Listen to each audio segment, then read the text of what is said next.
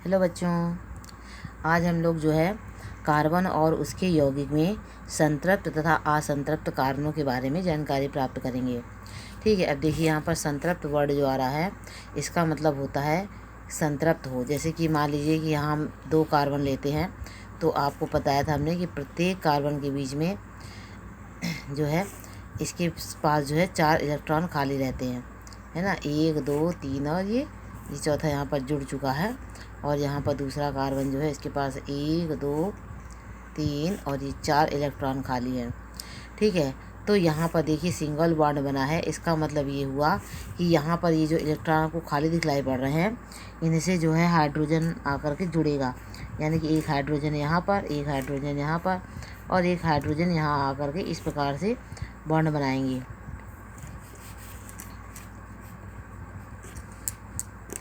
ठीक है, ये तीनों यहाँ इनके जो है आयन फिल हो गए, यानी मतलब इलेक्ट्रॉन इनके यहाँ पर कंप्लीट हो, यहाँ सिंगल बॉन्ड बना हुआ है। ठीक है, और यहाँ पर जो है एक हाइड्रोजन यहाँ, एक यहाँ और एक यहाँ आकर फिल हो जाएंगे। तो यहाँ से सिंगल सिंगल बॉन्ड यहाँ पर बन जाएंगे। तो यहाँ आपका सूत्र जो होंगे इस प्रकार से बन सकता है CH3 बॉन्ड CH3। ठीक है, इसको हम लोग कहेंगे मेथेन। ये मेथेन हो गया, एथेन, मेथेन एथेन यानी कि एथेन के अंतर्गत आएगा। इसको आप कहेंगे एथेन, क्योंकि इसमें 2 कार्बन जुड़े हुए। तो यहाँ पर आपको सिंगल बॉन्ड दिख रहा है। तो सिंगल बॉन्ड दिखने का मतलब होता है कि यह आपका संतृप्त है। अब अगर हम इसको कहें कि असंतृप्त यौगिक ये हो गया, तो इसमें से अगर हम हाइड्रोजनों को कम कर दें, अब देखिए जैसे इसी को अगर हम आगे देखते हैं, इसके हाइड्रोजनों को अगर हम कम कर देते हैं, ये आपका है CH3 बॉन्ड CH3। ठीक है, यहाँ पर तो आपको ये सिंगल बॉन्ड लगा दिख ही रहा है।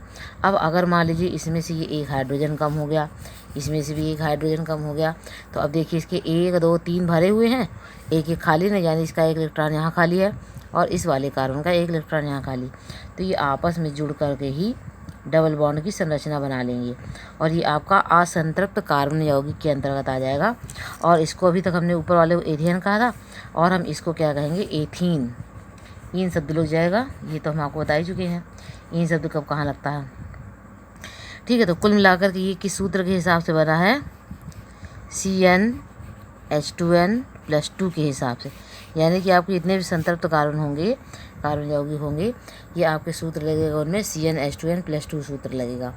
और ये असंतृप्त यौगिकों में 2 प्रकार के सूत्र लगेंगे, एक जिनमें ये डबल बॉन्ड बनेगा और एक जिसमें ट्रिपल बॉन्ड बनेगा। तो जिनमें ये डबल बॉन्ड बन रहा है आपका, इसमें आपका सूत्र हो जाएगा CnH2n, इतना ही रहेगा इसका सूत्र। ठीक है, क्योंकि इसमें 2 कार्बन अपने को कम करने हैं, तो CnH2n ये इसका सूत्र हो जाएगा एल्कीन के लिए। ठीक है, ये एल्कीन का सूत्र है, यहाँ पर हम लिख देते हैं एल्कीन बनाने का सूत्र है। और ये आपके एल्कीन बनाने का सूत्र है। अब अगर हम ट्रिपल बॉन्ड को देखते हैं, इसी में हम बना लेते हैं। जैसे हम यहाँ पर ये सिंगल बॉन्ड देखा, यहाँ पर ये डबल बॉन्ड बन गया 2 हाइड्रोजन के कम होने पर। अब मान लीजिए इसमें ये हमारे पास अगला है, मान लीजिए कि C, यहाँ पर H लगा हुआ है, यहाँ पर भी H लगा हुआ है और यहाँ पर आपका डबल बॉन्ड लगा हुआ है, यहाँ पर H लगा हुआ है, यहाँ पर भी H लगा है। ये वाले सूत्र के हिसाब से हमने इसको उतार दिया। अब मान लीजिए इसमें ये भी हाइड्रोजन कम हो गया और यहाँ से ये भी हाइड्रोजन कम हो गया, तो यहाँ पर एक एक और इलेक्ट्रॉन बचे ना दोनों के, तो ये आकर के ऐसे ट्रिपल बॉन्ड बना लेंगे। तो ये आपका इसका सूत्र क्या बन गया, CH ट्रिपल बॉन्ड CH, और इसको आप कहेंगे एल्काइन। आयन वर्ड लग गया, यहाँ पर ये आयन वर्ड लग गया ना। और इसका सूत्र बताइए क्या होगा, इसका सूत्र आप लिखेंगे CnH2n-2। इसमें और 2 हमको कम करने हैं, तो ये इसका सूत्र हो जाएगा। यानी एल्काइन का सूत्र आप इस प्रकार से लिखेंगे CnH2n-2। ठीक है, फिर आगे चलते हैं।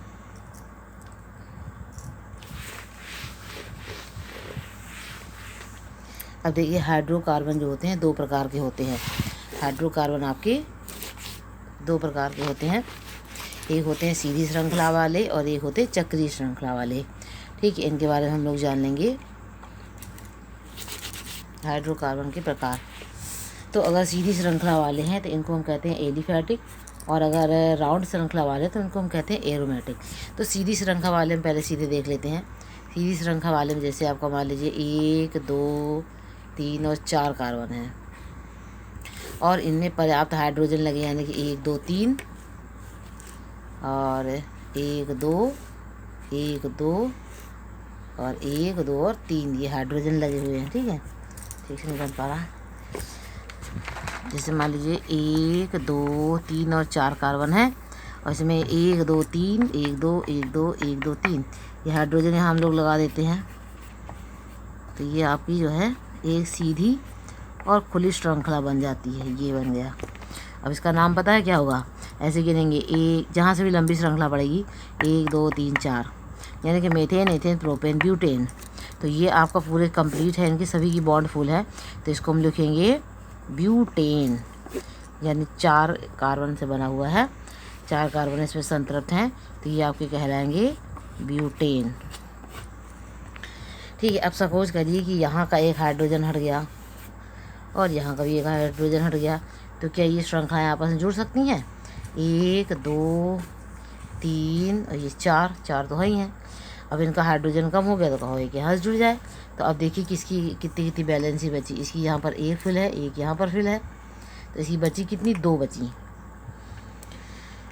2 बचने पर ये 2 हाइड्रोजनों के साथ में जुड़ जाएगा इस तरह से। इसकी देखिए 1 और 2 फिल है, 2 बची तो 2 हाइड्रोजनों के साथ में जुड़ जाएगा। इसकी भी 2 बची तो 1 और 2 इसके साथ में जुड़ गया, और इसकी भी 2 बची तो 1 और 2 ये 2 हाइड्रोजनों के साथ में जुड़। तो ये एक चक्रीय यौगिक बन गया कि नहीं बन गया? अब जैसे मान लीजिए कि इसके पास एक हाइड्रोजन ना हो, इसके पास भी एक हाइड्रोजन ना हो, तो ये दोनों इलेक्ट्रॉन इस प्रकार से यहाँ डबल बॉन्ड बना सकते हैं। ठीक है, अब हम देखेंगे इसकी कितनी बैलेंसी फुल है। 1 2 3 4, इसकी भी 1 2 और यहाँ पर हाइड्रोजन तो है नहीं है 1 2 ये 3 और ये 4 फिल हैं इसकी भी। ठीक है ना। इस वाले की देख लेते हैं। इस वाले के 1 2 3 और 4 ये 4 बैलेंसी फुल हैं इसकी। ठीक है ना। इसकी 1 2 3 और ये 4 बैलेंसी फुल है, और इसकी भी आपकी 1 2 3 और 4 बैलेंसी फुल है। अब मान लीजिए कि यहाँ पर भी 2 हाइड्रोजन ना होते इस प्रकार से, तो यहाँ पर भी एक इसका बिंदु और इसका इस बिंदु मिल करके ऐसे डबल बॉन्ड बना लेते। तो एक प्रकार की चक्रीय श्रृंखला हो गई ना, यानी वही श्रृंखला सीधी थी और उसमें हाइड्रोजन की कमी हो गई, तो ये चक्रीय श्रृंखला बना सकता है। तो ये आपका एरोमेटिक कहलाएगा और ये आपका एलिफेटिक हाइड्रोकार्बन कहलाएंगे। अब देखते हैं हम लोग कार्बनिक यौगिकों का वर्गीकरण।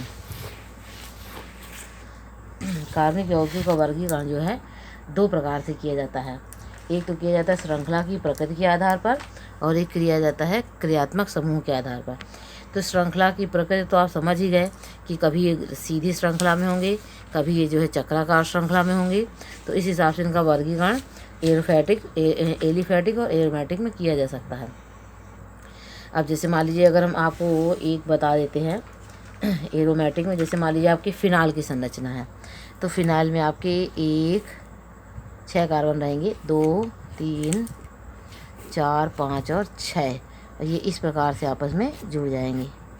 ये जुड़ गए। ठीक है, ये एक रिंग संरचना बन गई। अब फिनाइल है तो फिनाइल में OH समूह यहाँ पर ऊपर की तरफ रहेगा, और इसके अलावा इसमें इस तरह से एक छोड़कर अल्टरनेट क्रम में डबल बॉन्ड रहेंगे। ऐसे एक बॉन्ड यहाँ पर होगा, एक यहाँ हो गया और एक अल्टरनेट क्रम में है, तो 1 2 यहाँ पर एक रहेगा इस प्रकार से।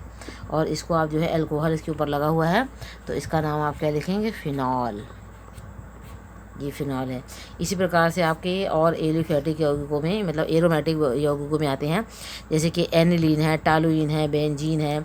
इसके अलावा विषम चक्रीय यौगिकों में जैसे कि पिरिमिडीन है, पायरॉल रिंग है, प्यूरॉन है।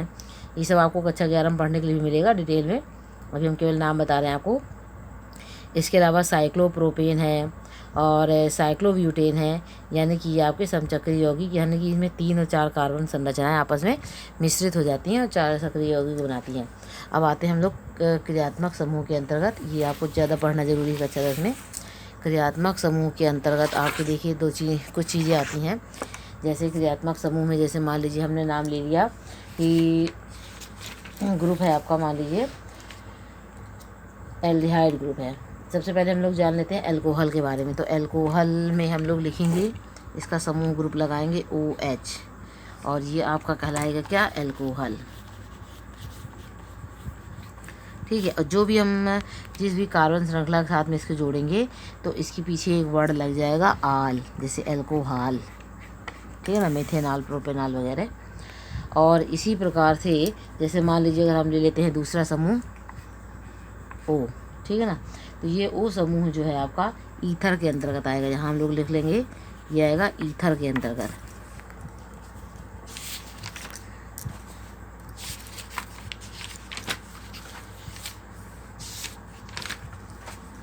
और जहाँ पर भी आपका ये ओ समूह जुड़ जाएगा वहाँ पर उसके पीछे ऑक्सी समूह है, जैसे मेथॉक्सी, एथॉक्सी, ऑक्सी वर्ड जो है इसके सिफिक्स के रूप में पीछे जुड़ जाएगा। इसके अलावा जैसे आपका मान लीजिए सी डबल